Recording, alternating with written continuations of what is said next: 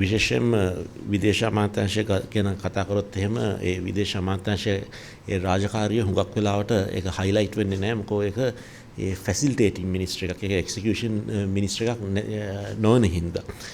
නමුත් ඒ විදේශ අමාත්‍යාංශයේ හුඟක් වෙලාවට ඒ මොකක් හරි දෙයක් හොඳ දෙයක් එකේ හයිලයිට් වෙන්නේ නැහැ. සාමාන්‍යයෙන් ඒක නරක දෙයක් තමයි ඒක හයිලයිට් වෙන්නේ.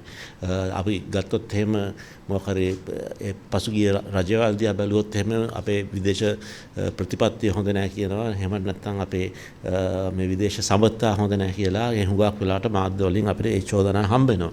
නමුත් අපේ ඒ විදේශ ප්‍රතිපත්තිය හරි නැත්නම් එහෙම අපේ විදේශ සම්බන්ධතා හොඳ වෙලාවකදී කවදාවත් මම දැකලා නැහැ මේ දැන් මේ ලංකාවේ විදේශ ප්‍රතිපත්තිය නිසා හොඳ සම්බන්ධතාවක් තිබෙනවා කියලා ඒක හයිලයිට් වෙනවා. ඉතින් නමුත් අපි මේ වර්තමාන රජය දිහා බැලුවොත් එහෙම මම හිතන්නේ අපේ ඒ විදේශ සම්බන්ධතා ඒ තියෙන ඉහළම මට්ටමක තමයි තිබෙන්නේ. ඒක අපි දැක්කා ඉස්සෙල්ලා මහින්ද මහත්මයාගේ ඒ ආණ්ඩුවේදී යම් කිසි මට්ටමකටම චීනෙත් එක්ක ඒ සම්බන්ධතාව වැඩි කියලා ඒ චෝදනාවක් තිබුණා. ඒ වගේම අපි දැක්කා ඒතකොට යහපාලන ආණ්ඩුවේ කාලේදී ඒ බටහිර රටවල් වලට එක්ක ඒ සම්බන්ධතාව වැඩි කියලා යම් සමහර කට්ටිය චෝදනා කරලා තිබුණා. නමුත් මම හිතන්නේ ඇත්ත වශයෙන්ම අද විදේශ ප්‍රතිපත්තිය දිහා බැලුවොත් එහෙම විශේෂයෙන්ම ඒ සීලුම රටවල් එක්ක ඉතාම හොඳ ඒ සම්බන්ධතාව තිබෙනවා. ඒ වගේම මම හිතන්නේ විශේෂයෙන්ම මෙතනදී ඒ වැදගත් වන්නේ ඒ අපේ අසල්වැසි රට ඉන්දියාවත් එක්ක තිබෙන ඒ සම්බන්ධතා ඉතාම වැදගත් වෙනවා. ඉතින් මම හිතන්නේ ඉදිරියේදී අපේ ඒ සංවර්ධනයටත් මම හිතන්නේ විශේෂයෙන්ම මේක වැදගත් වෙනවා. ඉන්දියාවත් එක්ක තිබෙන ඒ සම්බන්ධතා දිහා බැලුවොත් එහෙම ජනාධිපතිතුමාගේ ඒ මෑතකදී තිබිච්ච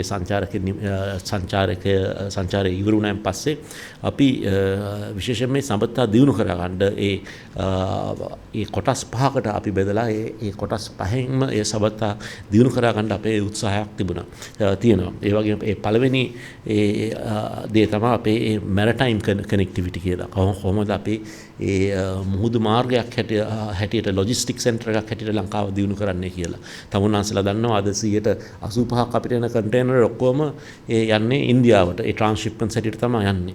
එතකොට අපි දන්නවා ඉන්දියාවේ ඒ සංවර්ධනයත් එක්ක ඒ වගේම ඒ බලවත් රටකට පරිවර්තනය වෙනකොට ඒ කට්ටියට හැකියාවක් තිබෙනවා ඕනනම් මේ ෂිපින් ලයින්ස් වලට බලපෑමක් කරලා මේ ෆීඩර් වෙසල්ස් හරහා ඒ ඉන්දියාවට එන්නේ නැතුව කෙලින්ම මේ ඉන්දියාවේ තිබෙන පෝට්ස් වලට ගේන්න කියලා. ඉතින් මම හිතන්නේ අපි ඒ ඉන්දියාවත් එක්ක යම් කිසි මට්ටමකටම එක්කව වෙලා අපේ ඒ වරායවල් දිනු කරගත්තොත් එහෙම ඒකෙන් ඒ ඉන්දියාවටත් වාසියක් තිබෙනවා. ඒ වගේම ලංකාවටත් ඒකෙන් වාසියක් ලබා ගන්න පුළුවන් වෙනවා. ඒ වගේම විශේෂයෙන් මේ සාකච්ඡා වලදී අපේ ඔය ෆෙරි සර්විස් එකක් දිනු කරන්න අපි කනෙක්ටිවිටි එකක් පළවෙනි එක පතිනම් ඉන්දියාවේ නාගපතිනම් මිදම් කංකසන්තුරේට පටන් ගන්නවා. ඉදිරියේදී මේක පුළුල් කරන්නත් අපි බලාපොරොත්තු වෙනවා. ඊළඟ කාරණාව තමයි එයා කනෙක්ටිවිටි. එහෙම නැත්නම් මේ කොහොමද දැන්ටම තමුන්නාසලා දන්නවා හැම දවසකම ඒ ප්ලේන් එකක් චෙන්නයි වල ඉඳන් යාපනයට එනවා. නමුත් මෙතනදී ඒ ගැටලුවක් තිබෙනවා. ඒ අපේ ටාමැක් එක තිබෙන ඒ සීමිත දුරක් තිබෙන නිසා මේ ලොකු ප්ලේන් ඇවිදින් නවත්තන්න බෑ. සාමාන්‍යයෙන් මේ පැසෙන්ජර් කෙනෙක් කෙනකොට ඒ කිලෝග්‍රෑම් 7ක් වගේ ප්‍රමාණයක් තමයි බඩු අරගෙන එන්න පුළුවන් වන්නේ. ඉතින් ඒ එයා කනෙක්ටිවිටි එක දිනු කරන්නේ කොහොමද? ඒ වගේම පලාලි මේ එයාපෝට් එක කොහොමද තවදුරටත් ඒ පුළුල් කරන්නේ කියන එකත් අපි ඒ සාකච්ඡා කරලා තිබෙනවා. මෙතන වැදගත්ම ඒ කාරණාව තමයි තුන්වෙනි එක ඒ තමයි එනර්ජි ඇන්ඩ් පවර් කනෙක්ටිවිටි. බලශක්ති මධ්‍යස්ථානයක් හැටියට ලංකාවේ කොහොමද කරන්නේ කියලා. මට මතකයි ජයශංකර් විදේශ ඇමතුමා ලංකාවට ආපුවෙන් පස්සේ එතුමා ඒ උදාහරණයක් දුන්නා. ඒ තමයි නේපාලයේ මිට අවුරුදු 10 12කට ඉස්සෙල්ලා නේපාලයේ පැය 10ක් 12ක් විතර හැමදාම ඒ විදුලිය නැල්ලු. එතකොට ඉන්දියාවෙන් ඒ පවර් ග්‍රිඩ් එකක් නේපාලයට දාලා ඒ බලශක්තිය එක්ස්පෝර්ට් කරන්න පටන් ගත්තා. හැබැයි නේපාලයේ කට්ටිය ඊපස්සේ ඒ කට්ටිය තේරුම් ගත්තා ඒ කට්ටිය දැන් පවර් ග්‍රිඩ් එක හදලා තිබෙන නිසා ඒ බැරි වෙලාවත් ඒ කට්ටිය බල ශක්තිය නිර්මාණය කරගත්තොත් එහෙනම් ඉන්දියාවට එක්ස්පෝර්ට් කරන්න පුළුවන් කියලා. අද මොකද්ද වෙලා තිබෙන්නේ? භූතානය වගේ රටවල්, ඒ වගේම නේපාලය වගේ රටවල් ඒ විශේෂයෙන්ම හයිඩ්‍රෝ පවර් හරහා ඒ නිෂ්පාදනය කරන බල ශක්තිය ඉන්දියාවට ඒ එක්ස්පෝර්ට් කරනවා. ඉතින් මම හිතන්නේ මේක ලංකාවට කරගන්න පුළුවන් වෙනවා. එකක් තමයි අපිට offshore wind power, ඒ වගේම solar power හරහා ඒ වගේම green hydrogen වගේ දේවල් ඉදිරියේදී දිනු කරන්නේ කොහොමද කියන එක මේ හරහා අපි සාකච්ඡා කරලා තිබෙනවා. ඒ ඇරෙන්ඩ ත්‍රිකුණාමලයේ තිබෙන ඒ ටැංක් ෆාම් එක කොහොමද දිනු කරගන්නේ කියන ඒවත් ඒ සාකච්ඡා කරලා තිබෙනවා. තව ඒ ඉදිරියේදී මල්ටි ප්‍රොඩක්ට් පෙට්‍රෝලියම් පයිප්ලයින් එකක් වගේ දෙයක් කොහොමද කරන්නේ කියන එකත් කරලා තිබෙනවා. හතරවෙනි කාරණාව තමයි trade economic and fiscal connectivity. නැත්නම් අපි කොහොමද ඒ වෙළඳාම ඉන්දියාවත් එක්ක දියුණු කරන්නේ කියලා. දැන් හුඟක් තබුනාන්සලා දන්නවා අපිට FTA එකක් ඉන්දියාවත් එක්ක තිබෙනවා. නමුත් මේක තවදුරටත් ඒ දියුණු කරන්න හැකියාවක් තිබෙනවා. පස්වෙනි කාරණාව තමයි අපි විශේෂයෙන්ම අවධානයක් දෙමුනේ people to people connectivity. පුද්ගලයන් හරහා තිබෙන ඒ සම්බන්ධතා කොහොමද ඒ දියුණු කරන්නේ කියලා.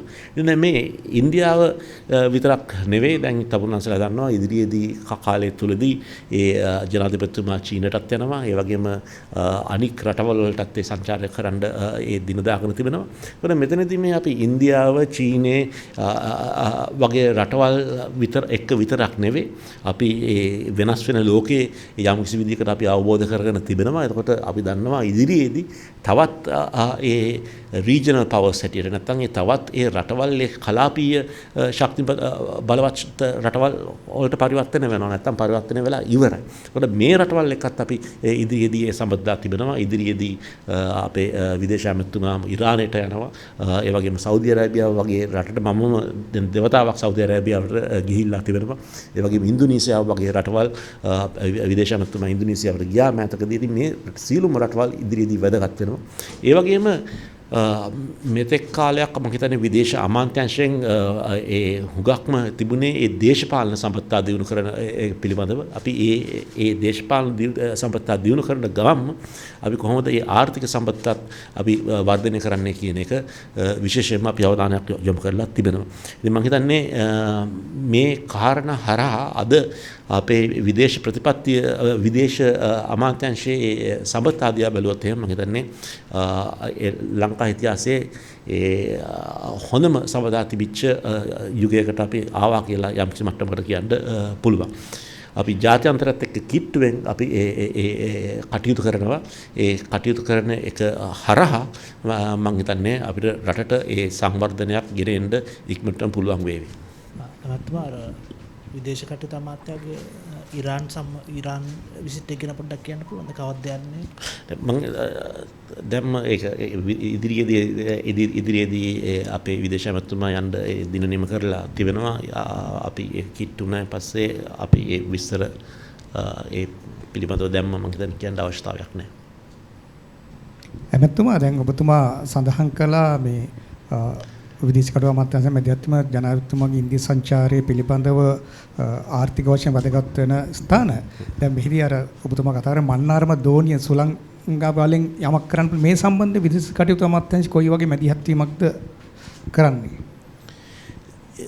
විදේශ කටයුතු අමාත්‍යාංශයෙන් ඒ මූලික ඒකයි මම කිව්වේ විදේශ කටයුතු අමාත්‍යාංශයෙන් ෆැසිලිටේටිංగ్ මිනිස්ටර් එකක් තිබෙනවා. මූලික සාකච්ඡා අපි කියමුකෝ රාජ්‍ය සාන්ත්‍රිය මට්ටමින් හරි නැත්නම් විදේශ ඇමතුමාගේ මට්ටමින් හරි පවත්වපුවන් පස්සේ ඉන්පසුව ඒ රේඛීය අමාත්‍යාංශ වල නිලධාරීන් ඒ ඇමතුවරුන් අපි සම්බන්ධ කරගන්නවා. එතකොට ඒ හරහා ඒ ඩිවෙලොප් කරන ප්ලෑන් එක තමයි අපි ඒ ක්‍රියාත්මක කරගන්න බලාපොරොත්තු වෙන්නේ.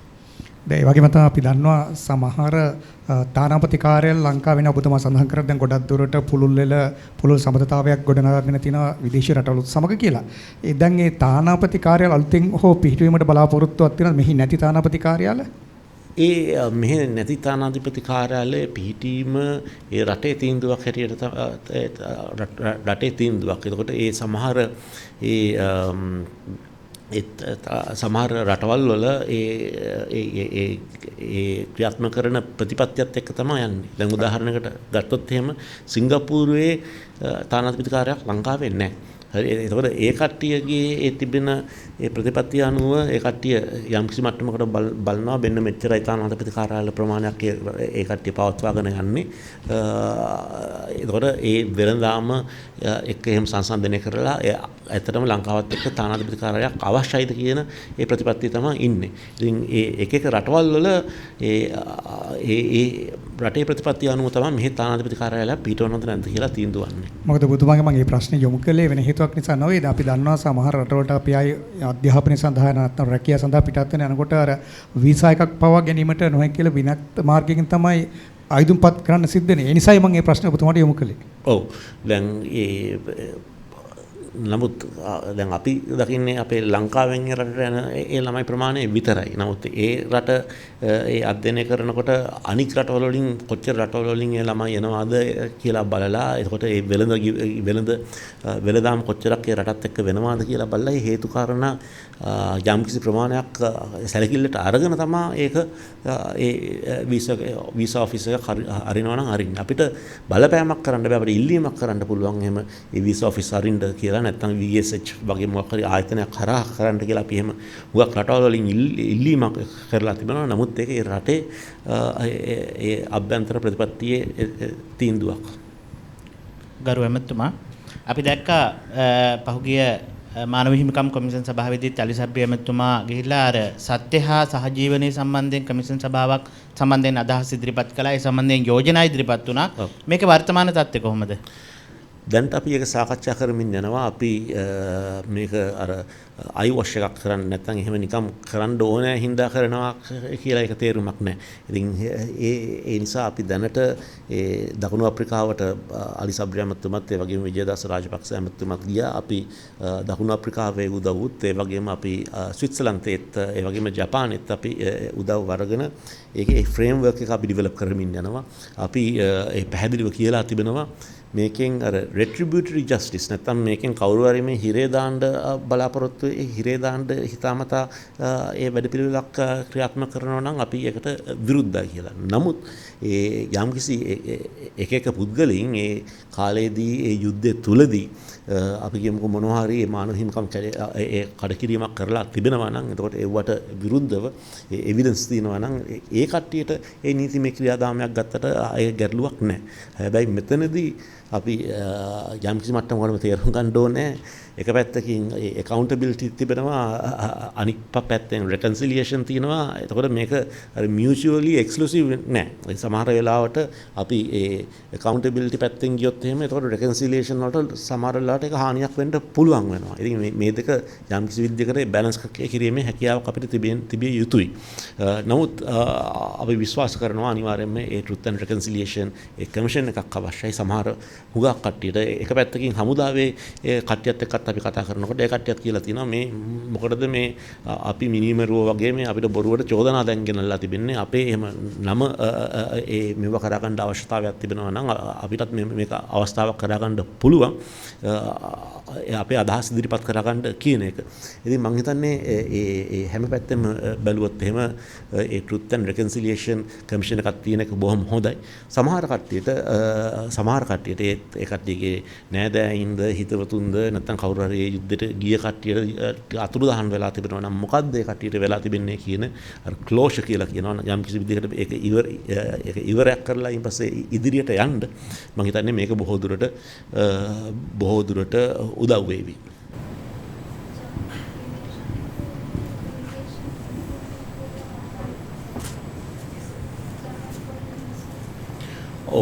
ජපාන් විදේශ ඇමතුමා මේ සිකුරාදා හවස එනවා. අපි සෙනසුරාදා එතුමත් එක්ක අපේ ඒ සාකච්ඡා පවත්වනවා. දැන් කැනඩියන් ප්‍රයිම් මිනිස්ටර් කියලා තියෙනවා අපි මේ බ්ලැක් ජුලයි ගැන ඒ ගැන මේ ෆොරින් මිනිස්ට්‍රි ස්ටේට්මන්ට් එකක් දාලා තියෙනවා. හැමදාම ඒක වෙනවා. පිට රටවල අපේ රට ගැන මොකක් හරි කියනවා ඒකට ෆොරින් මිනිස්ට්‍රි ස්ටේට්මන්ට් විතරයි දෙන්නේ. මේක දිගින් දිගටම වෙනවනේ. ඒකට මේ සොලියුෂන් එකක් නැද්ද? හැමදාම හැම රටෙම අපේ රට ගැන කියනවානේ. ඔබතුමාලා ස්ටේට්මන්ට් එක දෙනවා විතරයි. ඉතින් ඔබතුමිය මොනවද අපෙන් බලාපොරොත්තු වෙන්නේ ගිහිල්ලා යුද්ධ කරන්නද කැනඩාවත් එක්ක නෑ මම කියන්නේ ඒ ඕනෑම රටකට ඕනෑම රටකට ඒ ස්ටේට්මන්ට් එකක් දෙන්න අයිතියක් තිබෙනවා. අපි ඒ ජුලයි මේ බ්ලැක් ජුලයි ගැන කතා කරොත් එහෙම අපේ ඉතිහාසයේ මේක කවදාවත් ආඩම්බර වෙන්න පුළුවන් දෙයක් නෙවෙයි. ඒකට අපි ලැජ්ජ වෙන්න ඕන දෙයක් තමයි මේ ඒ බ්ලැක් ජුලයි වල වුණේ. එතකොට සමහර රටවල් ඒක ඒ කට්ටියගේ ඒ අභ්‍යන්තරයේ තිබෙන දේශපාලන වාසියක් ගන්න ඒ රටවල් උත්සාහ කරනවා. දැන් කැනඩාව දිහා බැලුවොත් එහෙම කැනඩාව මේ පිළිබඳව විතරක් නෙමෙයි ඒ ස්ටේට්මන්ට් දීලා තිබෙන්නේ. ඒ කැනඩාව ඒ ස්ටේට්මන්ට් එක රටවල් එක සිද්ධි වලට ලංකාවේ ස්ටේට්මන්ට් දීලා තිබෙනවා. ඒ වගේම අනික් රටවල් වලටත් ගිහිලා ස්ටේට්මන්ට් දීලා තිබෙනවා. මම දැක්කා කැනඩාවේ මේ අගමැතිතුමා ගිහිල්ලා මෑතකදී ඉතාලියේ ඒ අගමැතිතුමියට ලෙක්චර් කරන්න හදනවා ඒ LGBT rights උයි ඒ පිළිබඳව ඒ ලෙක්චර් එකක් දෙන්න හදනවා. ඒක ඉතාලි ඒ පත්තර වලින් ඊළඟ දවසේ ඒ කැනඩාවේ අගමැතිතුමාට දොස් කියලා තිබෙනවා. ඉතින් සමහර රටවල් හිතනවා ඒ කට්ටියට මේ තාම ඒ අයිතිවාසිකමක් තිබෙනවා. අපි කොහොමද ජීවත් වෙන්න ඕනේ? අපේ රටේ අභ්‍යන්තරේ කොහොමද අපි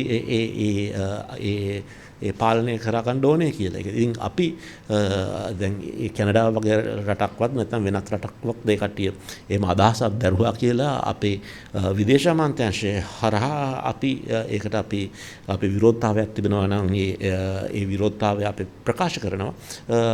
ඒ ඇරෙන්න අපි පුළුවන් තරම් ඒ සාකච්ඡා මාර්ගයෙන් තමයි අපේ පොසිෂන් එක අපි ඒ පැහැදිලි කරන්න බලාපොරොත්තු වෙන්නේ.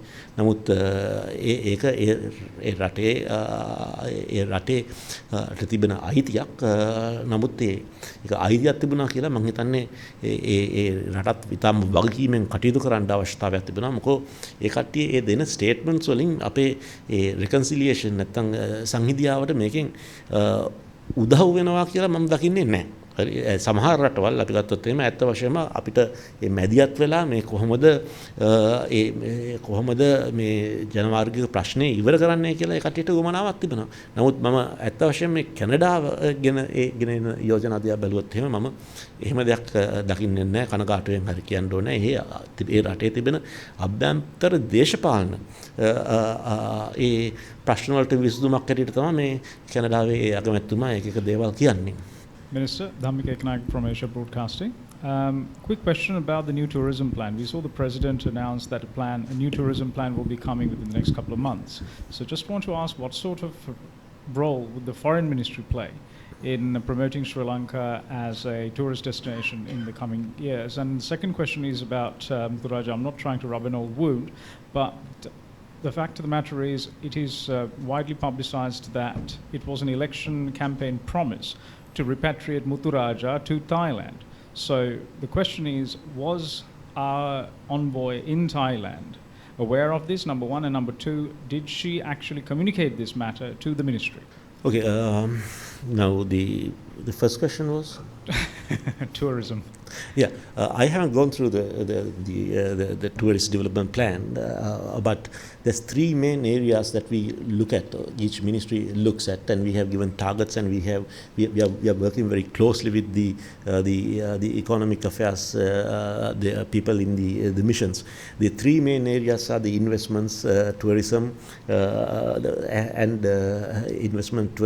and to see if we can find employment for the Sri Lankans overseas.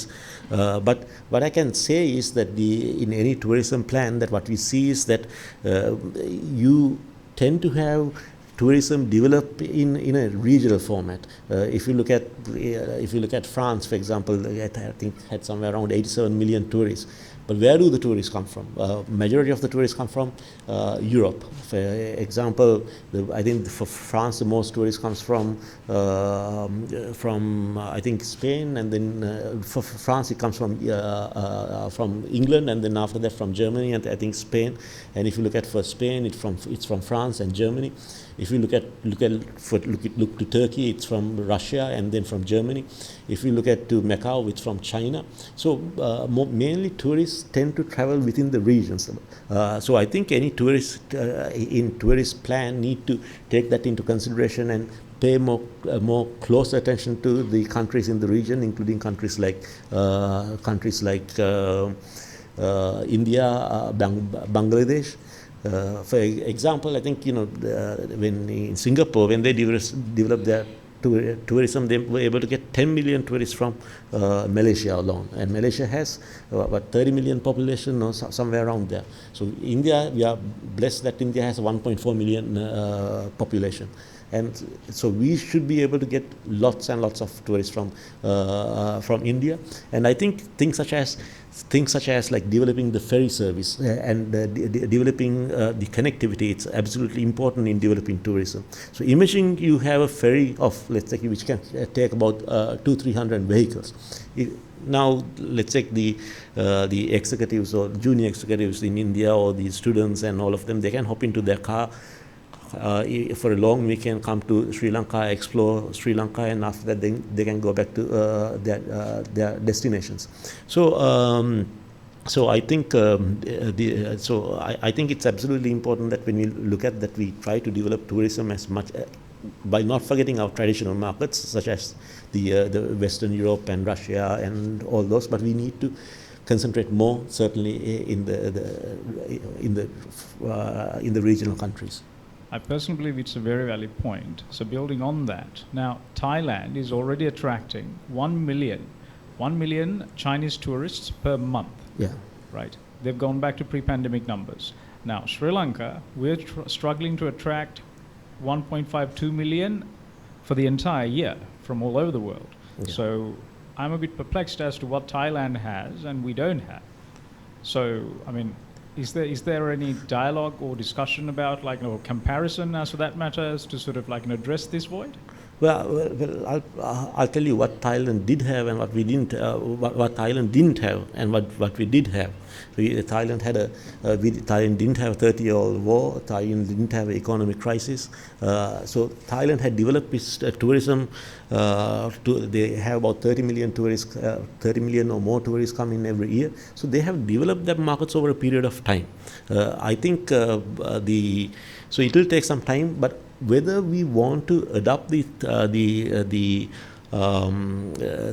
let's say the Bali or the Thailand model is another question which we need to answer. I certainly think that we can have about 8 to 10 million tourists max, and not more than that. Now, even as it is, you see that when you go to Yala and you get reports saying that there's so many vehicles parked and all trying to get a glimpse of a leopard or something, and whenever you see a leopard, you see more vehicles, hundreds of vehicles harassing that leopard. So I think our model has to be a little bit different. I think we need to concentrate more on the villa type tourism, so then it will be more spread out without putting these huge monstrosities of we have seen in Unwatana, for example, and in some other places that you put these huge hotels which are completely out of style and it ruins the environment. And so I think one thing is, where do you want to go? Do you want to be a Thailand, or do you want to be a Bali, or do we want to have a separate kind of a model for Sri Lanka is the question. I certainly think we shouldn't go more than 8 or 10 million tourists. How about the Muthuraja question, Minister? Yes, I don't have the details of that, but I would very much like to say that that we have seen on media, for example, there's a lot of emphasis being given to particularly pertaining to elephants and the treatment of elephants.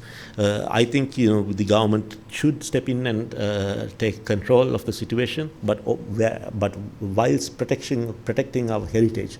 Yes, we need to have things such as the Peraharas and all those things, but it's also very tiring for the elephants during the Perahara season, because they have to finish one Perahara and then they have to go to another Perahara, so they are continuously on the move. So Minister, we need to.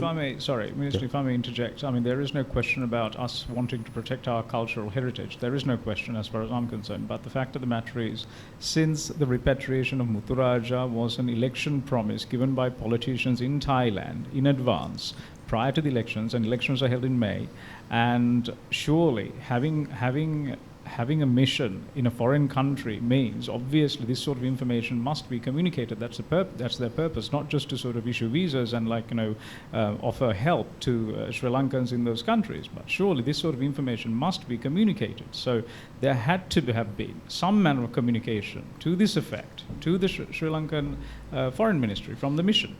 Surely, isn't it? So I'm sure it might, I'm sure it must have been communicated. But we have 60 missions. I don't go through each and every note which is sent by the mission to the ministry. It's physically impossible to do that. And given the flare up this had, yeah, right. This was an important issue. It was an international issue. Yeah. So, given the magnitude of the incident, doesn't it warrant scrutiny?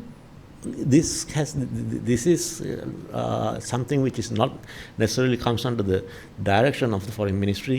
The elephant was gifted, and it was gifted to a temple which has nothing to do with the government, and the elephant was not looked after in a proper manner, which would have drawn some controversy in Thailand. And the Thai people we know that they're very fond of the elephants just as much as we are, and I'm sure the Thai politicians must have wanted to repatriate the elephant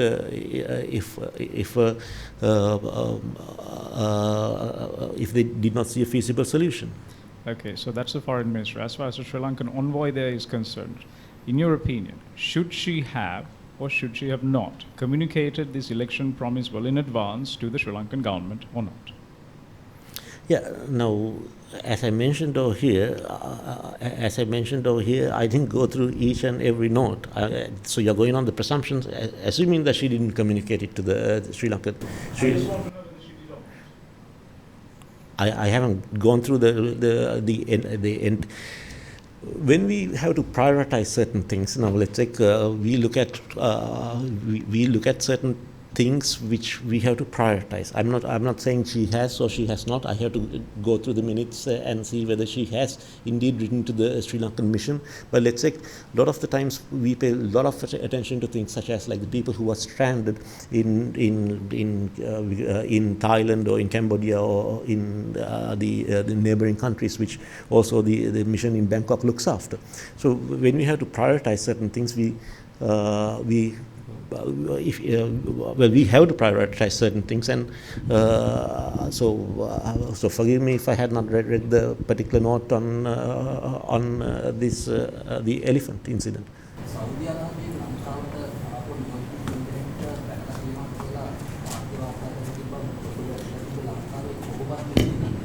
ලංකාවට බැනලා නෑ ලංකාවේ කොහොබත් බිලදී ගන්න Saudi අරාබියෙන් ආපු නියෝජිතින් 3 දෙනෙක් මත රාජතාන්ත්‍රිකින් 3 දෙනෙක් ඔවුන් 3 දෙනාට බැනලා තියෙනවා කියලා මාධ්‍ය වාර්තා කරලා තිබ්බා බැනලා ඒකට සම්බන්ධ වෙලා තිබ්බේ මම හිතන්නේ පොල් සංවර්ධන අධිකාරිය නිලධාරියෙක් ඔබතුමා මේ ගැන දන්නවද අඩු ගානේ මේක මාධ්‍ය වාර්තා කරලා තිබ්බා මේ ගැන සොයා බැලීමක් කළාද දැන් මෙතනදී ඇත්තටම ඩොලර් බිලියන 10ක විතර ප්‍රොජෙක්ට් එකක් මේක ඒක ලංකාවට ලැබෙනවා නම් මේ වෙලාවේ ලොකු තියෙන ආර්ථික තත්ත්වෙත් එක්ක ලොකු වාසියක් වෙනවා දැන් මෙහෙම සලකනවා නම් මේ මෙයා මිලදී ගන්න රාජතාන්ත්‍රිකින්ට මොකද්ද විදේශ අමාත්‍යාංශයේ ඒ සම්බන්ධයෙන් අරගෙන තියෙන ක්‍රියාමාර්ගය ඒ සම්බන්ධයෙන් දැනුවත් අඩු ගානේ අපි දැනුවත් මේ ඒකෙන් මම හිතන්නේ පොඩි නිවැරදි කිරීමක් කරන්න තියෙනවා ඒ සෞදි වලින් ආවේ මොකද ඒවා කොහොමවත් ගන්න නෙවෙයි ඒ අපේ ඒ නිලධාරීන් 3 දෙනෙක් ආවා ඉන්පස්සේ ජනාධිපති මන්දිරෙත් ඉන්පස්සේ සාකච්ඡාවක් තිබුණා මමත් ඒ සාකච්ඡාවලටත් සහභාගී වුණා අපේ අර මම ඒක තාක්ෂණ නම දන්නේ නැහැ ඒ පෙස්ටිසයිඩ්ස් කෙනෙක් හරි මොකෙක් හරි කුරුමිනියෙක් හරි ඒ කොහොබත්වල ඉන්නවා කියලා ඒ වාර්තා වෙලා මේ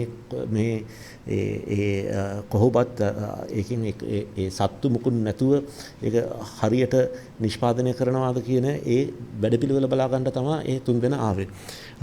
එනකොට ඒ පොල් සංවර්ධන මණ්ඩලයේ ඒක නිලධාරියෙක් ඒ වාහනේ මම හිතන්නේ අපිට වාර්තා වෙලා තිබෙන අනුව ඒ වාහනෙන් ඒ සෞදි ඩෙලිගේෂන් එකේ ඉන්න ආපු 3 දෙනාට වෙනත් වාහනයකට නගින්න කියලා ඊයින් පස්සේ ගෙනහිලා තිබෙනවා තවත් ෆැක්ටරියක් බලන්න.